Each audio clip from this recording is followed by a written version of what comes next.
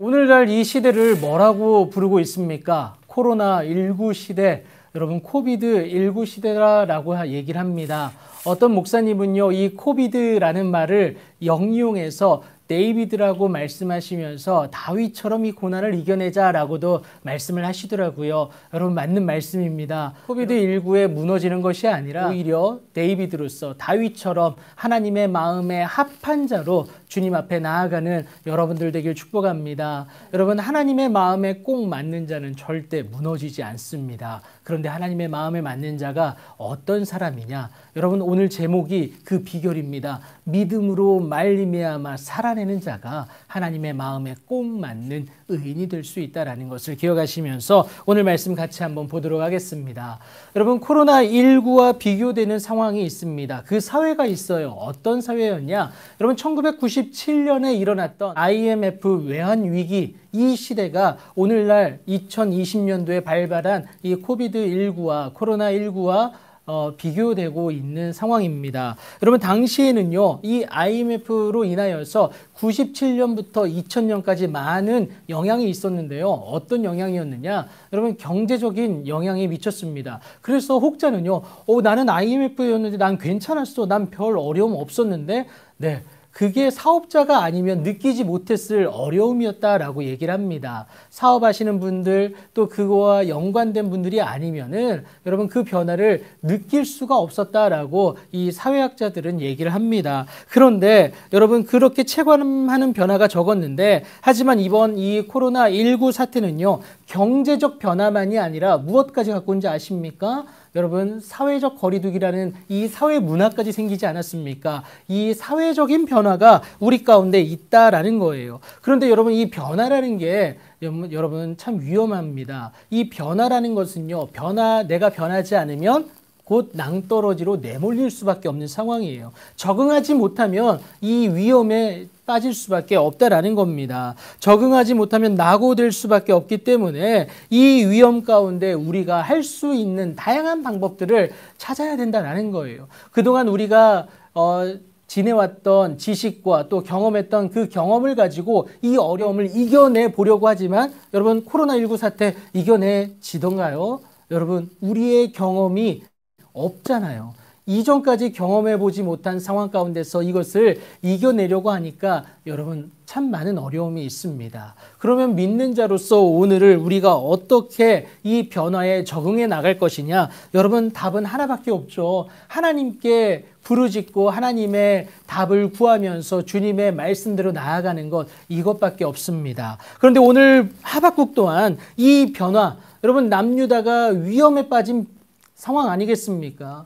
바벨론 그 갈대아 사람들이 하나님의 그 뜻대로 우리를 치기 위해서 오는 그 상황을 맞닥뜨리면서 그 위험 가운데 어떻게 해야 되는지를 하나님께 질문하는 것이 이 하박국입니다. 하박국의 그 첫 번째 질문은요, 여러분 하박국 1장 2절과 4절에 나와 있었죠. 왜 패역한 남유다를 심판하지 않습니까? 여러분 우리가 같이 배워서 기억하시겠지만 남유다 내부에 횡포가 있었습니다. 그 횡포를 행하는 지도층을 왜 벌하지 않습니까? 이 질문이었죠. 그리고 두 번째 질문은 무엇이었느냐? 왜?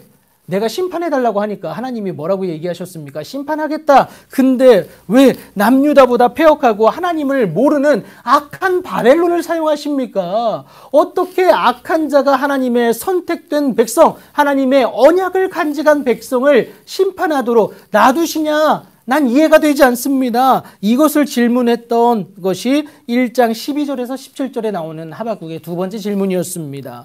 여러분 하박국이 이렇게 극심하게 흥분하면서 하나님께 질문했던 건 이유는 다른 것이 아니라요. 사무엘하 7장 8절에서 16절 저번 주에 같이 나눴죠. 하나님이 선택하신 민족인 이스라엘 자손들에 대해서 하나님이 지키시겠다고, 내가 너희를 일으켜 세우겠다고 약속하신 그 약속이 크게 훼손되는 것이기 때문에 하박국이 화를 내면서 하나님께 질문했던 이유였습니다. 그래서 그 대표적인 게 뭐냐면요, 사무엘하 7장 16절이에요. 내 집과 내 나라가 내 앞에서 영원히 보존되고 내 왕위가 영원히 견고하리라. 그런데 지금 이 말은 전혀 지켜지지가 않고 있다라는 겁니다. 그래서 오늘 하박국은요, 이 언약에 근거하여서 악인 바벨론의 패역함을 하나님 중지시켜 주십시오. 다시금 남유다에게 하나님의 구원의 은혜가 있게 해달라고 간구하는 것이 1장 17절에 나옵니다. 17절 저번 주에 같이 우리가 나눴었는데요. 다시 한번 제가 읽어드릴게요. 여러분들도 성경을 같이 보시면 감사하겠습니다. 그가 그물을 떨고는 계속하여 여러 나라를 무자비하게 멸망시키는 것이 옳습니까? 옳지 않다라는 거예요. 더군다나 이들은요, 그물, 그러니까 여기서 비유된 건요, 자신들의 힘과 능력입니다. 무기가 될 수 있고요. 자신들의 전략 전술이 될 수 있습니다. 그런데 그것을 여러분 어떻게 합니까? 우상화했다는 거예요. 이것에 제사하고 이것으로 말미암아 또 남유다 말고 다른 나라들까지 점령하고 있는데 이게 옳냐? 하나님 보시기에 이게 옳습니까? 그렇지 않다는 것 하나님 잘 아시지 않습니까? 이것 좀 해결해 달라고 얘기하고 있는 겁니다. 이것에 대해서 하나님이 오늘 답을 하시는데 그것이 여러분 2절입니다. 2절 한번 보시겠습니까? 너는 이 묵시를 기록하여 판에 명백히 새기되 달려가면서도 읽을 수 있게 하라.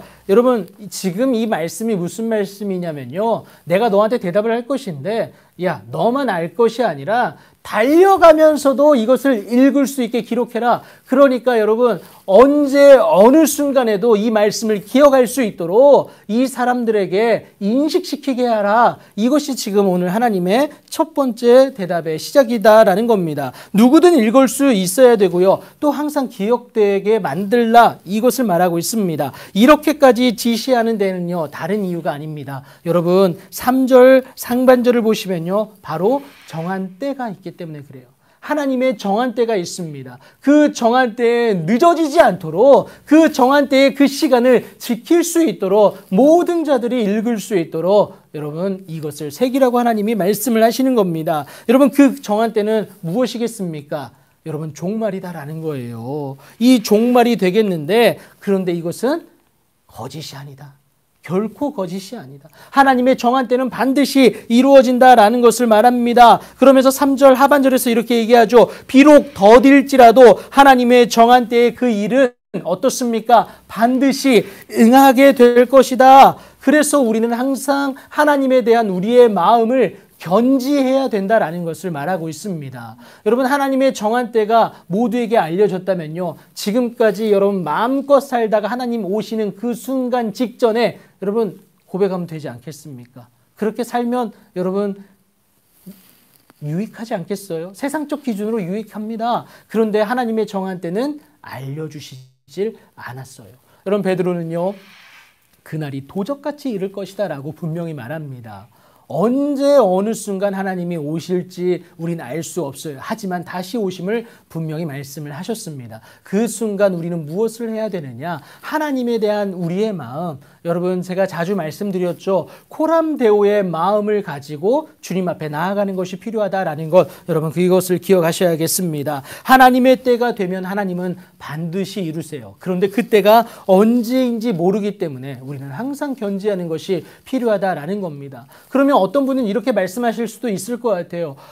목사님, 하나님이 함께 하시고 하나님이 역사하시는데 지금 이 코로나19 상황은 도대체 무엇입니까? 믿는 자들이 너무나도 힘들고 믿는 자들이 함께 모여 예배하지 못하는 이 상황 어떻게 여러분 이겨내야겠습니까? 질문하실 수 있지 않겠습니까? 그런데 여러분 이 질문에 대해서 여러분 성경은 당연한 답을 말하고 있는데 이따 같이 나누도록 하고요. 제가 존경하는 우리 이규호 목사님이 너무 정확한 답을 말씀해 주셨어요.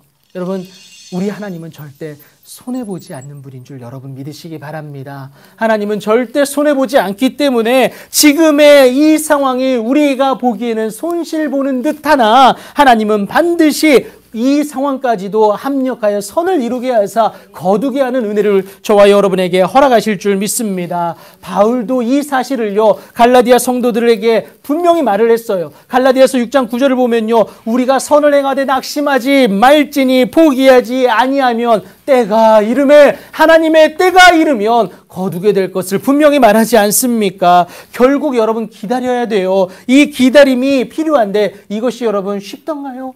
여러분 만만치가 않습니다. 하지만 이 기다림이 하나님을 향한 저와 여러분의 믿음이 된다라는 것 여러분 꼭 기억하시기 바랍니다. 여러분 그거 믿음 어려운 거 아니에요. 여러분 이 믿음이 어렵고요. 이 믿음이 깨닫는 것이 어렵다면 여러분 저 시골에 초등학교도 안 나온 여러분 그 할머니 글자도 모르는 할머니의 그 믿음은 도대체 무엇일까요?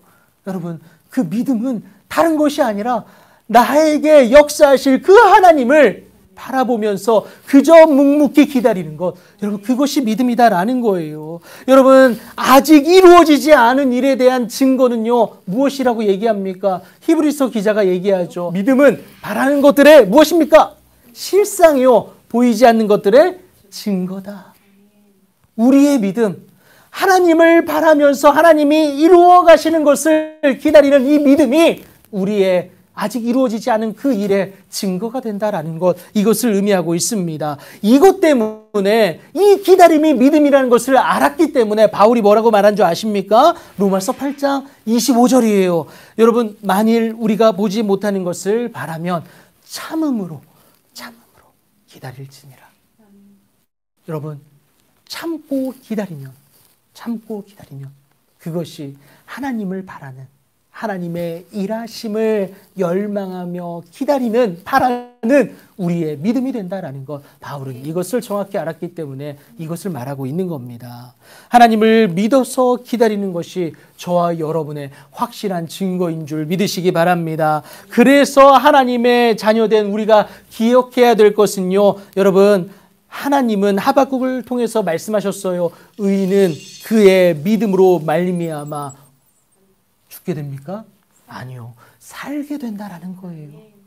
여러분 우리가 돈 때문에 사는 게 아니에요. 여러분 우리가 권력 때문에 사는 게 아니에요. 우리가 건강하다고 사는 게 아니라 우리의 믿음으로 말미암아 하나님을 믿는 그 믿음으로 말미암아 살게 되어진다라는 것을 말하고 있습니다. 여러분 심판의 때일지라도 그 믿음으로 인하면요. 여러분 살게 되어지는 은혜를 누릴 수밖에 없다라는 거예요. 여러분 준비가 안 됐으니까 기말고사가 여러분 두려운 거예요. 여러분 내가 공부를 잘 해놓고요. 모든 것들을 완벽하게 준비되어 있으면요. 내가 그 기말고사가 그 시험 보는 때가 두렵지가 않습니다. 왜요? 나의 실력을 입증할 수 있는 귀하고 복된 시간이 되기 때문에 전혀 두렵지가 않아요. 그런데 내가 준비되어 있지 않으면 두렵다라는 겁니다. 그런데 여러분 우리에게 하나님을 향한 그 뜨거운 믿음이 있으면 하나님을 바라고 기다리는 그 믿음이 있으면 심판의 때는요. 심판의 때가 아니에요. 하나님을 대면하여 만나보고 하나님께 내가 칭찬 듣고 보상받으며 천국의 잔치에 참여하는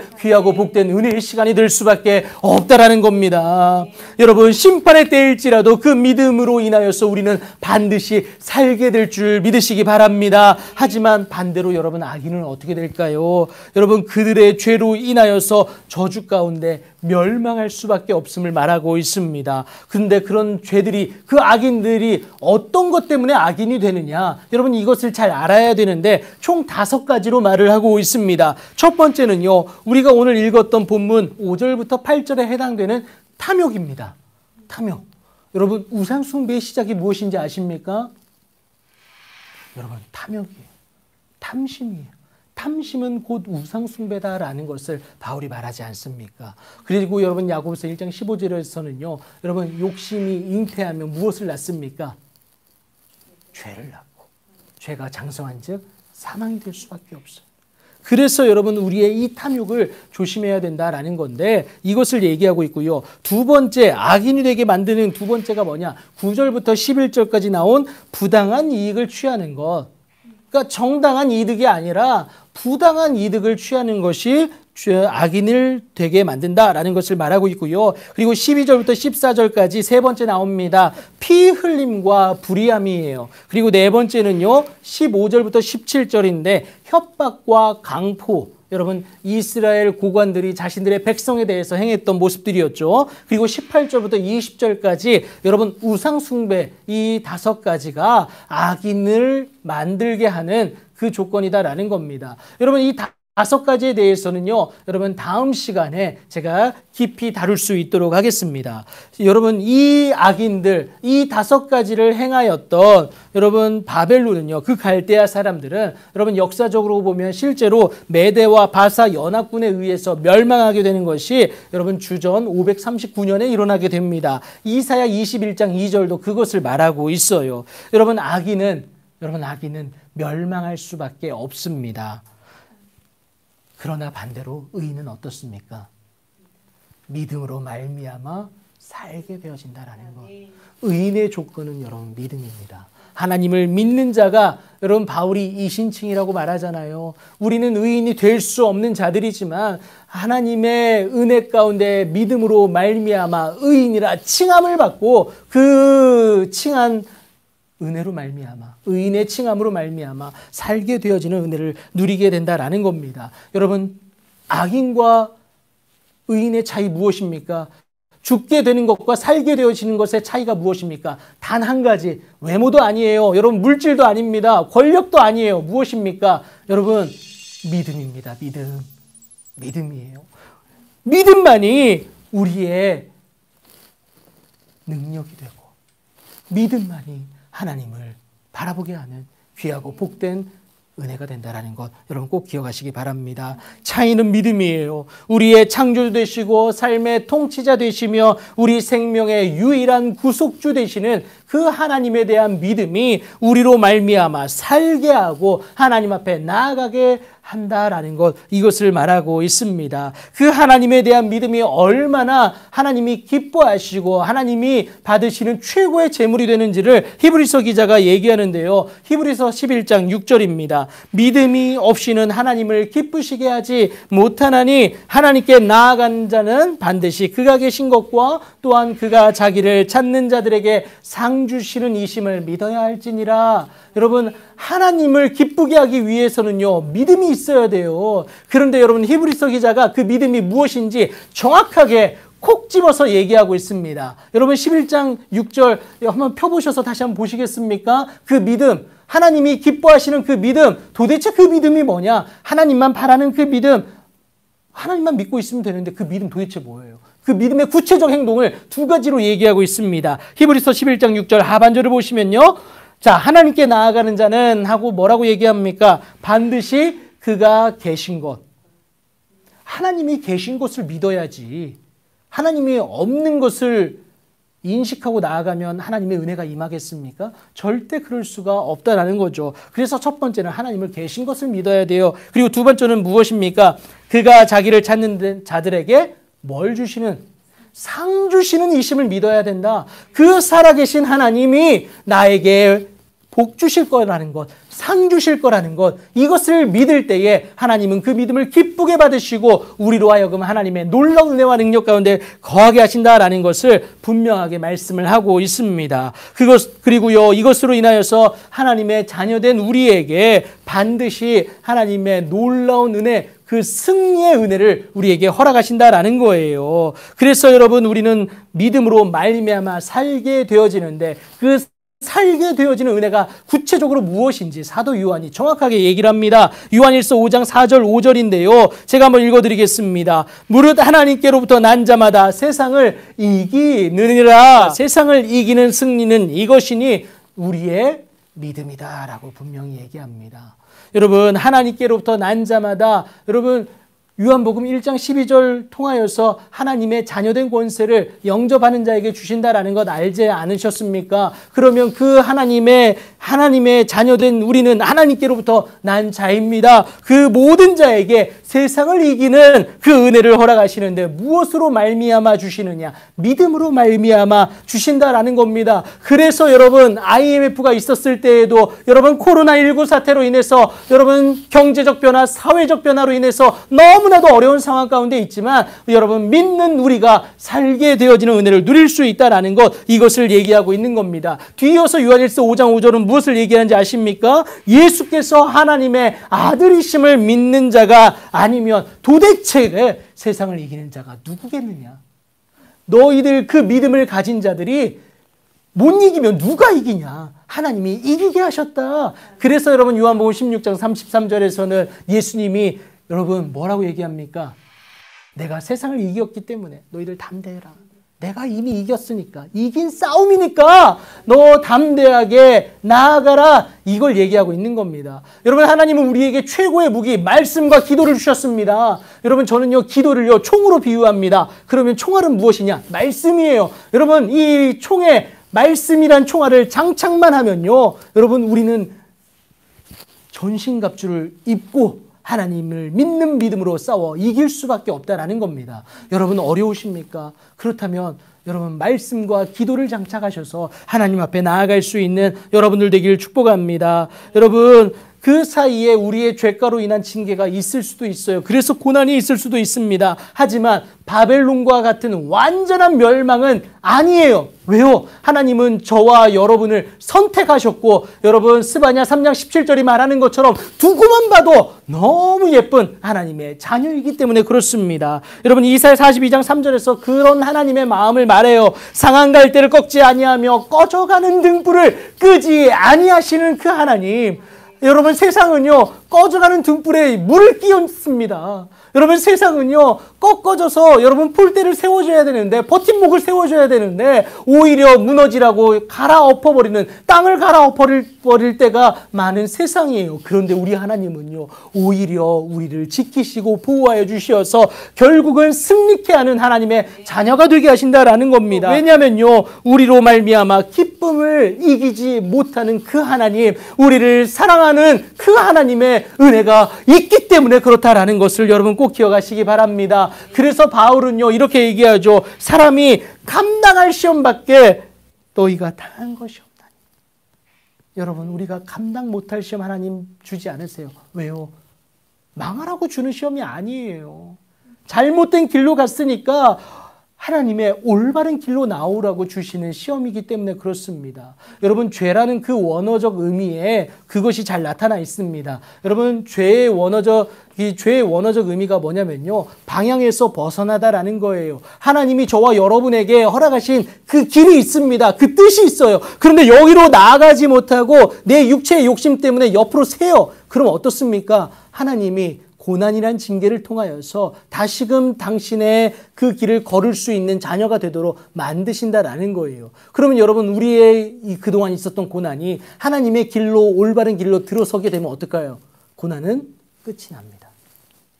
그래서 말씀과 기도를 통해서 하나님의 그 정하신 그 뜻을 아는 것이 중요한 이유가 여기에 있다라는 거예요. 그래서 여러분, 로마서 12장 2절에서 바울이 얘기하죠. 너희는 이 세대를 본받지 말아라. 왜요? 본받으면 어떻습니까? 여러분, 세상 유행 쫓아가기 급급하잖아요. 그러면 어떻습니까? 하나님의 뜻을 발견할 수가 없어요. 그래서 너희는 이 세대를 본받지 말고 하나님의 선하시고 기뻐하시고 온전하신 뜻이 무엇인지 분별해라. 제가 저번 주 말씀드렸죠. 분별하는 것에서 끝나면 안 돼요. 어떻게 합니까? 믿음은 무엇과 함께 일합니까? 행함과 함께 일한다고.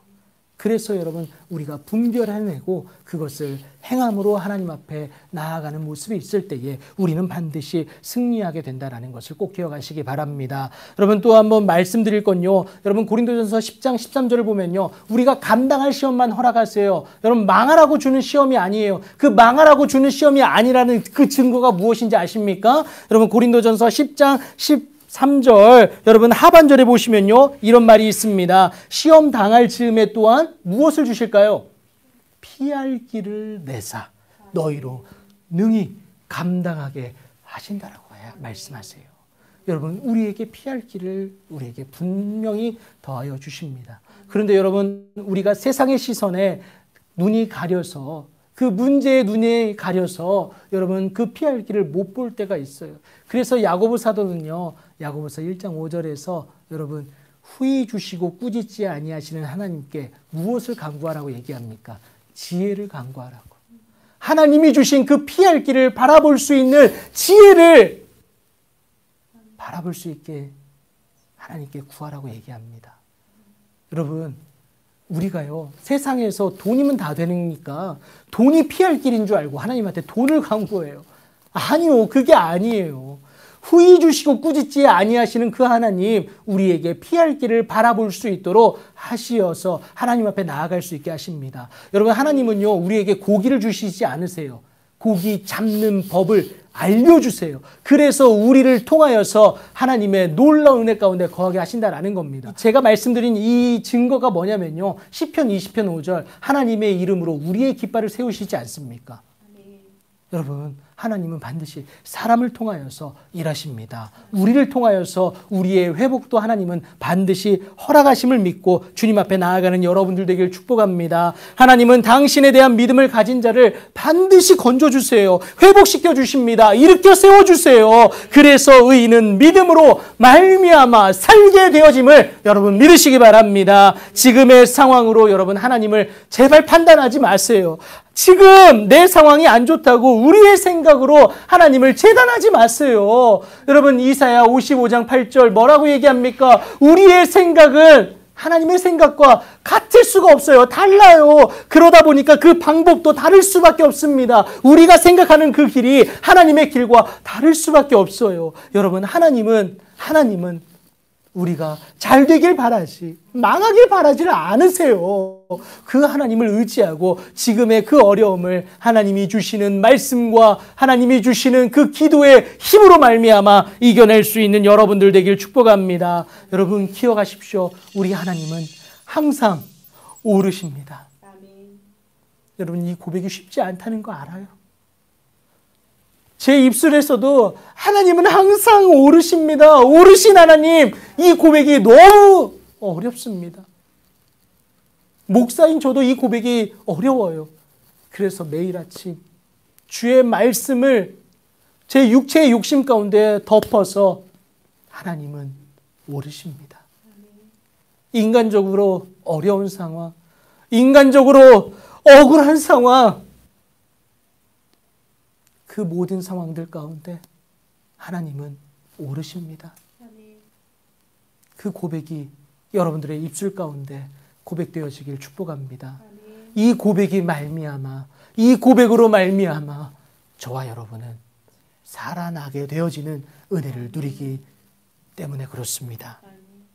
그렇게 우리의 믿음이 준비되어지기만 하면 하나님의 은혜로 말미암아 살게 되어지는 은혜를 경험하게 된다는 사실입니다.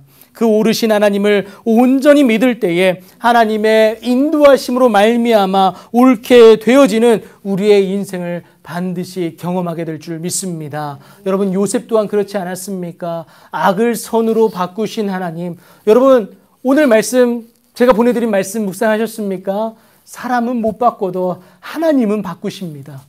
우리 하나님 창조주고요. 우리 하나님 삶의 통치자고요. 우리 하나님 인간이 제일 두렵다라고 하는 그 죽음을 이겨내게 하신 구속주세요. 그 하나님은 바꾸실 수 있습니다. 사람은 하지 못해요. 하지만 하나님은 하십니다. 오늘 그 믿음을 우리에게 허락하시는 귀한 은혜가 있게 해달라고, 그래서 주님 앞에 나아가는 귀하고 복된 은혜의 주인공 우리가 될 수 있게 해달라고 간구하면서 나아가는 여러분들 되길 축복합니다. 마지막으로 여러분, 로마서 8장 28절이 그것을 요약해 주는데 우리 같이 한번 읽어봤으면 좋겠습니다. 로마서 8장 28절, 여러분 성경 있으면 얼른 찾아보세요. 여러분, 제가 말씀드리는 거 그냥 듣기만 해도 너무 감사하지만 여러분의 입술로 고백하시면 어떻겠습니까? 나중에 제가 한번 말씀드리겠지만 시편 21편 2절에서는요. 우리의 입술에 선포의 능력이 있음을 말합니다. 하나님은 우리 입술의 요구를 거절하지 않으시거든요. 여러분, 그 말씀 기억하시면서 오늘 로마서 8장 28절 여러분의 입술을 통해서 하나님 요셉에게 주셨던 그 은혜 나에게도 허락하시고 이 어려운 시기를 믿음으로 말미암아 살아내는 하나님의 귀한 은혜가 우리 가운데 있게 해달라고 그 마음을 담아 우리 같이 한번 고백하도록 하겠습니다. 로마서 8장 28절입니다. 우리가 알거니와 하나님을 사랑하는 자 곧 그의 뜻대로 부르심을 입은 자들에게는 모든 것이 합력하여 선을 이루느니라. 아멘. 여러분, 이 은혜가 여러분들 가운데 있길 축복합니다. 우리의 시선에 안 좋은 것 하나님이 보시기에는 모든 것 좋은 것일 수 있습니다. 여러분, 좋은 것 플러스 좋은 것은 좋은 것이다. 인간의 공식이에요. 하나님의 공식은 모든 것이 하나님의 은혜로 합력되어지면 그것은 우리에게 승리가 되고 은혜가 되고 하나님의 놀라운 영광이 될 줄 믿습니다. 오늘 그 은혜를 열망하면서 믿음으로 살아내어 믿음으로 승리하는 여러분들 되기를 예수님의 이름으로 축복합니다.